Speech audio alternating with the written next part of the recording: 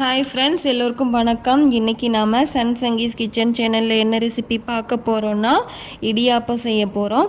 இடியாப்பம் உடம்புக்கு ரொம்ப நல்லது. இதை மாதத்துக்கு 2 முறை இல்லாட்டி 3 முறையாவது சாப்பிட்லாம். அட்லீஸ்ட் வாரத்துக்கு ஒரு முறையாவது சாப்பிட்டே ஆகணும். இதை நான் இன்றைக்கி 2 மாடலில் நான் இடியாப்பம் செஞ்சு காமிக்க போகிறேன். வாங்க எப்படி செய்யலான்ட்டு பார்க்கலாம். ஃபஸ்ட்டு இடியாப்ப மாவு எடுத்துக்கலாம். அரிசி மாவு, அது பச்சரிசி மாவு, எந்த மாவு வேணாலும் எடுத்துக்கலாம். அது 2 டம்ளர் அரிசி மாவு எடுத்துக்கலாம். அரிசி மாவு எடுத்து அதே டம்ளர்லேயே நம்ம 3 டம்ளர் தண்ணி ஊற்றிக்கலாம். அது கூட நாம் கொஞ்சமாக உப்பு சேர்த்திக்கலாம். உப்பு சேர்த்திட்டு இப்போ இது கூடவே நாம் கொஞ்சமாக எண்ணெய், ஒரு 2 ஸ்பூன் அளவுக்கு எண்ணெய் சேர்த்திட்டு, தேங்காய் எண்ணெய் கூட சேர்த்திக்கோங்க. சேர்த்திட்டு நல்லா கலக்கி விட்டுடலாம். மாவு நல்லா கட்டி இல்லாமல் கலக்கியாச்சு. இப்போ இதை நாம் அடுப்பில் வச்சு அடுப்பு ஆன் பண்ணிவிட்டு நல்லா கிளறிக்கிட்டே இருக்கலாம். மாவு நல்லா கெட்டியாகிட்டே வரும். சூடேற நல்லா கிளறிக்கிட்டே இருக்கணும். இது நல்லா மாவு 5 நிமிஷத்துலேயே நல்லா கெட்டியாக ஆரம்பிச்சிடும். பாருங்கள், நல்லா கெட்டியாகிட்டே வருது. ஒரு 5 நிமிஷம் தான் நம்ம கிளறிட்டு இருந்தோன்னா போதும், ரொம்ப நேரம் தேவையில்லை. நல்லா கெட்டியாகிடுச்சுன்னா போதும். அப்படியே நம்ம அடுப்பை ஆஃப் பண்ணிவிட்டு நல்லா மாவை மூடி வச்சுருவோம்.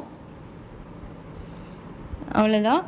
நல்லா கெட்டியானதுக்கப்புறம் மூடி வச்சிடலாம். அது சூடு ஆறுற வரைக்கும் நம்ம கொஞ்சம் நேரம் மூடி வச்சிடலாம். அதுக்குள்ளே நம்ம இடியாப்பத்துக்கு தேங்காய் பால் ரெடி பண்ணிக்கலாம். ஒரு தேங்காவை நல்லா பீஸாக கட் பண்ணி மிக்ஸி ஜாரில் போட்டுட்டு 3 ஏலக்காவை அந்த தேங்காய் கூடவே சேர்த்திட்டு நாம் இதை மிக்சியில் நல்லா அரைச்சி எடுத்துகிட்டு வந்துடலாம்.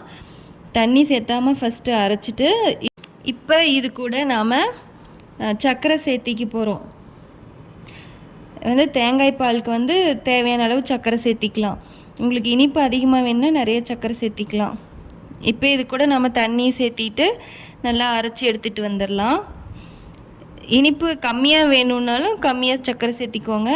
அது டேஸ்ட் பார்த்துட்டு அதுக்கு தகுந்த மாதிரி நாம் சர்க்கரை மறுபடியும் கூட சேர்த்திக்கலாம்.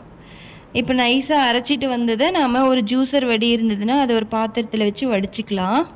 வடிச்சிட்டோன்னா தேங்காய் பால் நம்மளுக்கு ஈஸியாக கிடச்சிரும். ஏலக்காவும் சர்க்கரையும் தேங்காயும் சேர்த்து அரைச்சிட்டோன்னா தேங்காய் பால் ரெடி.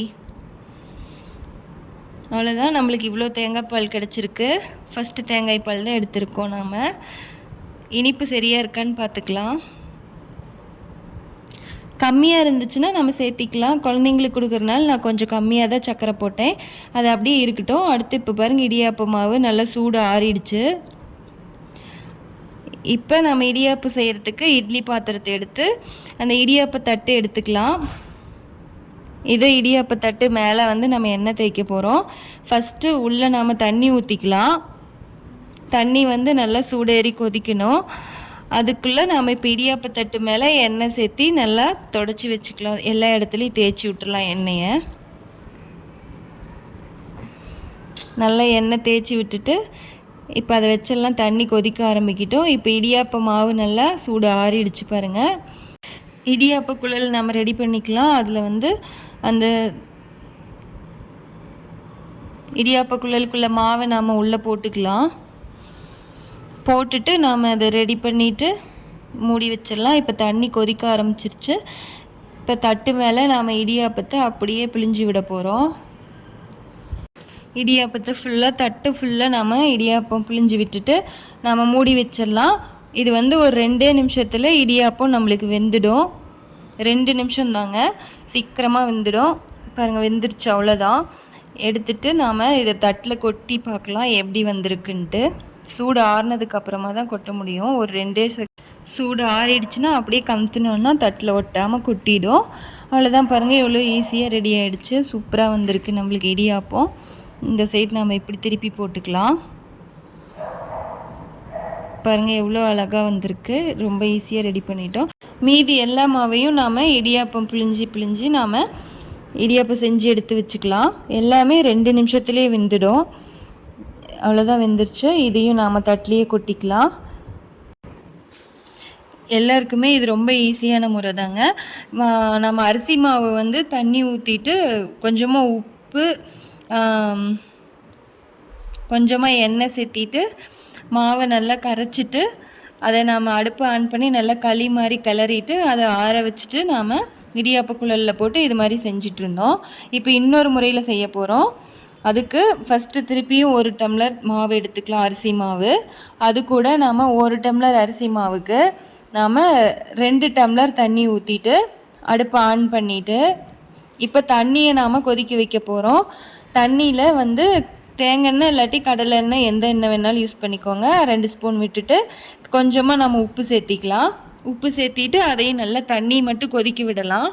தண்ணி நல்லா கொதிக்க கொண்டு வந்து இப்போ நாம் அரிசி மாவில் ஊற்றிக்க போகிறோம்.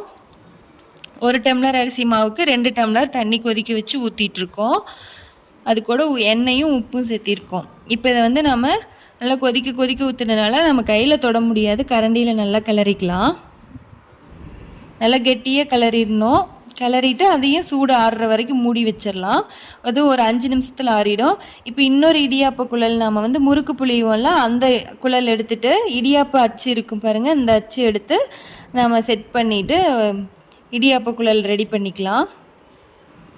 முறுக்கு புளியிற குழல் தான், அதில் அச்சு மட்டும் நம்ம மாற்றிக்கிறோம். இடியாப்ப குழல் அந்த குச்சி முறுக்கு செய்வோம்ல, அந்த அச்சு ரெடி பண்ணி எடுத்துருக்கோம். இப்போ இதில் வந்து நாம் மாவு அவ்வளோதான், சூடு ஆறிடுச்சு. அதுவும் 5 நிமிஷம் ஆனதுனால மாவும் ஆறிடுச்சு. மாவு இந்த மாதிரி இந்த பதத்தில் தான் இருக்கும். மாவு அந்த இடியாப்ப குழலில் போட்டு இதையும் நாம் அதே மாதிரி தண்ணி கொதிக்க வச்சுட்டு இட்லி தட்டத்தில் மேலே இடியாப்பு தட்டம் வச்சு எண்ணெய் தேய்ச்சி வச்சுருக்கோம்.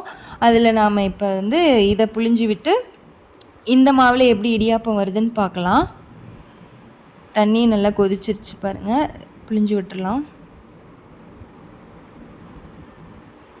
இதுவும் ரொம்ப ஈஸியான முறை தாங்க.